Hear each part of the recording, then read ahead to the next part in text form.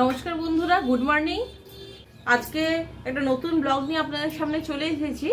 আজখন প্রায় 11টা বাজে। আমরা সকালবেলায় একটু ভিডিও এডিট করছিলাম আর ঘরের টুকটাক কিছু কাজ ছিল, সেগুলো করে নিতে একটু সময় লেগেছে বলে আজকে রান্না করতে এসেছি একটু দেরিতে, এবং ব্লগটা একটু শুরু করছি অনেক দেরি থেকে। তো আজকে আমাদের রান্না করার কথা ছিল না, তো রাম ঠাকুরের আশ্রমে যাওয়ার কথা ছিল, যেটা যাদবপুরে কৈবল্যধামে, কিন্তু সেখানে যেতে পারলাম না, অন্য কিছু কাজ ছিল, যেই জন্য আজকে যাওয়াটা হয়নি।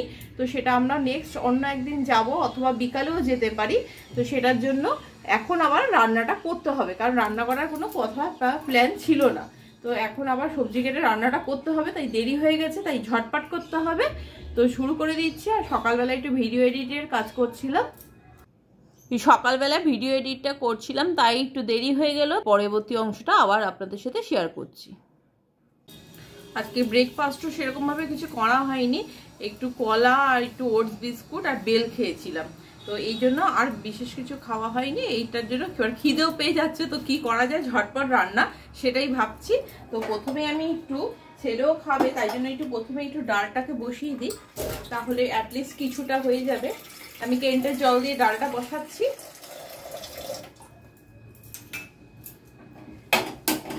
আজকে যেহেতু স্যাটারডে আমরা ভেজ খাই, তাই জন্য আজকে একটু মুগ ডাল করে নেব।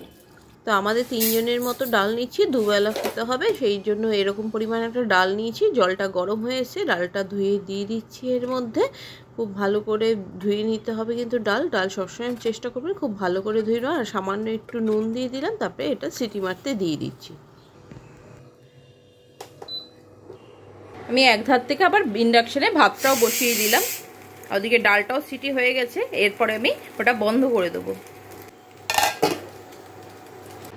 আচ্ছা, মুগ ডালটা আমি কুমড়ো দিয়ে করে নেবো, এই কারণ ডালের মধ্যে কুমড়োটা খেতে কিন্তু বেশ ভালো লাগে। তো সেই ডালটা করে নেওয়ার জন্য আমি কুমড়োটাকে একটু কেটে নিচ্ছি, তারপরে একটু তেলে ভেজে নেব। খোসাটা ছাড়িয়ে দিচ্ছি, এবং একটু মোটা করেই কুমড়োর খোসা ছাড়াতে হয়। এই কুমড়োর ডালটা কিন্তু খেতে বেশ ভালো লাগে। এই গরমের দিন যখন পড়তে থাকে তখন কিন্তু এই কুমড়ো ডালটা খেতে খুব ভালো লাগে। একটু বড় করে দেবেন, না হলে কুমড়ো কিন্তু ডালের মধ্যে একদম গলে যাবে।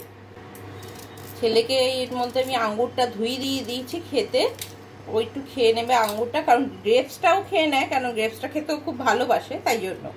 তো আমি একটু এবার এটাকে ধুয়ে ভাজতে দেবো। কড়াইতে সর্ষে তেল গরম করে নিয়েছি, তারপর মধ্যে কুমড়োগুলো দিয়ে দিচ্ছি। ভালো করে একটু নেড়ে নিতে হবে, নেড়ে ভেজে নেব। কুমড়ো হতে বেশি সময় লাগে না, আর ডালটাও সেদ্ধ আছে, তাই এটা হতে কিন্তু খুব বেশি সময় লাগবে না। আর কুমড়ো দিয়ে বলে একটু মিষ্টি ব্যাপারটা হয়, তাই আমি আলাদা করে ডালের মধ্যে আর চিনি দেবো না। চিনিটা খাওয়া খুবই ক্ষতিকর বলে আমি চিনিটা এখন রান্নায় খুবই কম দিচ্ছি। আর একটু জিরা সম্বার দিয়ে দিলাম, গোটা জিরে, আর একটু হিং দিলাম। এরপরে সম্বারটা একটু নেড়ে এর মধ্যে দিয়ে দিচ্ছি ডালটা, আর সামান্য জল দিয়ে দিলাম। আর দিয়ে দিতে হবে নুন আর একটু হলুদ গুঁড়ো, সেটা দিয়ে ভালো করে নেড়েই ডালটা আমি ঢাকা দিয়ে একটু হতে দেবো। কুমড়োটা কিছুক্ষণের মধ্যে সেদ্ধ হয়ে যাবে।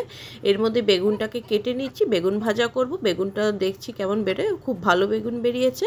তো এইগুলোকে কেটে নুন হলুদ দিয়ে মাখিয়ে ভাজতে দেবো। সবাই বেগুন সাধারণত নুন হলুদ এবং চিনি দিয়ে মাখায়, তা আমি চিনিটা দিচ্ছি না। চিনিটা আমি সব জায়গাতেই একটু অ্যাভয়েড করছি কিন্তু। এবার নুন হলুদ দিয়ে মাখিয়ে এটা সর্ষে তেলের মধ্যে ভাজতে দিয়ে দেবো।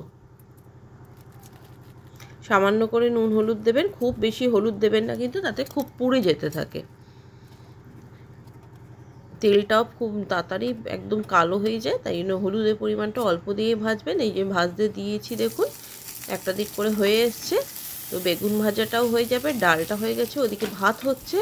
তো খুব ঝটপট করে করতে গেলে আমার 3টে, যেহেতু একটা ইন্ডাকশন আছে, 3টের মধ্যে করলে রান্নাটা খুব তাড়াতাড়ি করে নিতে পারি। বেগুনটা ভাজতে আমি এখানে আলুটা কেটে নিচ্ছি।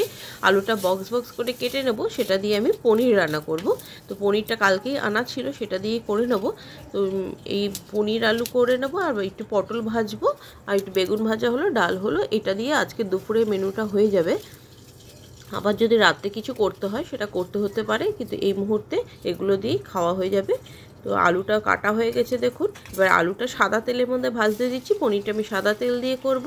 আলুটা খুব করে ভাজা হয়ে গেলে সামান্য নুন আর একটু হলুদ দিয়ে ভেজে নিচ্ছি। ভাজা হয়ে গেলে তারপরে একটা মশলা তৈরি করে দেব। এটা খুবই সিম্পল করে নিচ্ছি। আর একটুখানি মশলা দিয়ে দিলে এর মধ্যে হয়ে যায়, খুব বিশেষ কিছু লাগে না সবসময় পনির করতে। তো আমি মশলাটা টমেটো, চালমগজ, একটু পোস্ত এবং একটু কয়েকটা কাজু দিয়ে করে নিয়েছি। আর একটা লঙ্কা দিতে পারেন আপনারা, যেহেতু আমার বাচ্চা খাবে বলে আমি লঙ্কাটা দিইনি। এটা দিয়ে একবার করে দেখতে পারেন, খুব ভালো হয়। আর মশলার জারটা ধুয়ে আমি একটু দিয়ে দিলাম জল, সামান্য একটু জিরের গুঁড়ো দিলাম, একটু নুন দিচ্ছি, আর মিষ্টিটা পরে দেবো। এবার একটু সেদ্ধ হতে দিয়ে দিলাম। আমার ছেলের জন্য একটা দোলের উপলক্ষে একটা মাস্ক কিনে এনেছে, ওইটা দেখিয়ে পরিয়ে পরে সবাইকে ভয় দেখাচ্ছে। আর যখন হাজবেন্ড প্রথমে কিনে এনেছিল ও নিজেই খুব ভয় পেয়ে গেছিল।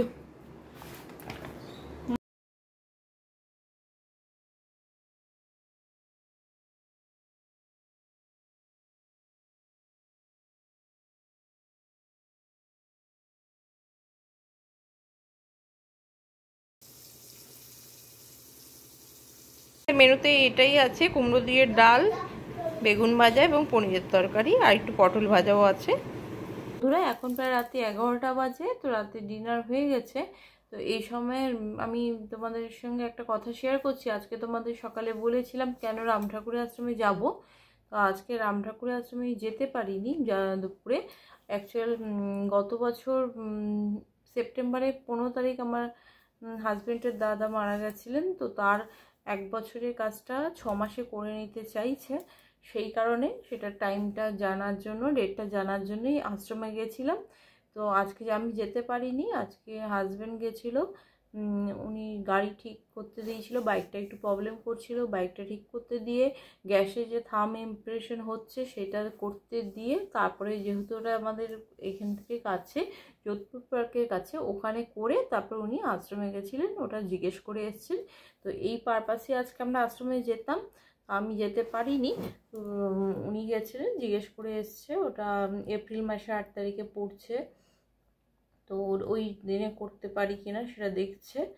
তো ওই কারণেই গেছিলাম। আর তার কিছুদিন আগেই আমরা এই ফেব্রুয়ারি মাসে 24 তারিখে আমরা গেছিলাম। আমার সেদিনকে মায়ের মৃত্যুবার্ষিকী ছিল, তো সেদিনকে আশ্রমে গেছিলাম। কিছু লোককে এক জায়গায় একটু খাবার দেবো কুপন কেটে। তো এমনি তো বাইরে আমরা অতটা অ্যারেঞ্জ করে উঠতে পারি না, সেই কারণে ওখানে যেহেতু অ্যারেঞ্জমেন্ট থাকে, কুপনটা কাটলে হয়ে যায়। আর শুধু কুপনটা সবার মধ্যে বিতরণ দিয়ে দিতে হয়, না হলে ডিস্ট্রিবিউট না করতে পারলে ওটা হবে না। সেই ডিস্ট্রিবিউট করে দিয়ে দিয়েছিলাম। তো তাতে ওখানে আমি লোক পেয়ে গেছিলাম, তাতে ওখানে 10টা কুপন কেটেছিলাম, দিয়েছিলাম। তো সেই দিনকে আমরা আশ্রমে গিয়ে হঠাৎ করে দেখছি দীক্ষা দেওয়া হচ্ছে, যেহেতু তারপরেই ছিল 13ই ফাল্গুন। 13ই ফাল্গুন কৈবল্যধামে একটা বড় উৎসবের দিন। তো সেই দিনকে ওখানে রীতিমতো একটা ভালো উৎসবের আয়োজন হয়।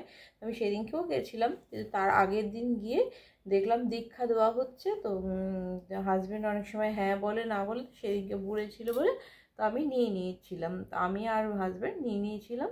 তো এই হচ্ছে সেদিনকে আমরা দীক্ষা নিয়েছি ফেব্রুয়ারি মাসে। তো আজকে যেতে পারলে খুব ভালো লাগতো, কারণ আমরা এই বাইরে থেকে এসেছিলাম কিছু কাজ করে। তো আশ্রমে একটু গুরুদেবের ওখানে যেতে পারলে ভালো লাগতো, কিন্তু যেতে পারিনি।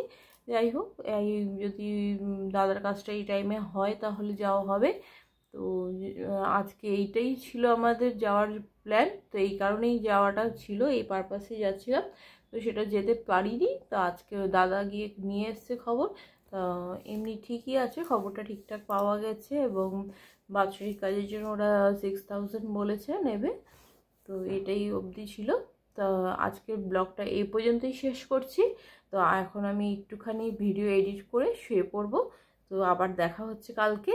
তো আজকের মতো এই পর্যন্ত থাক, আবার কালকে একটা নতুন ব্লগ নিয়ে চলে আসবো আপনাদের কাছে। নমস্কার, গুড নাইট।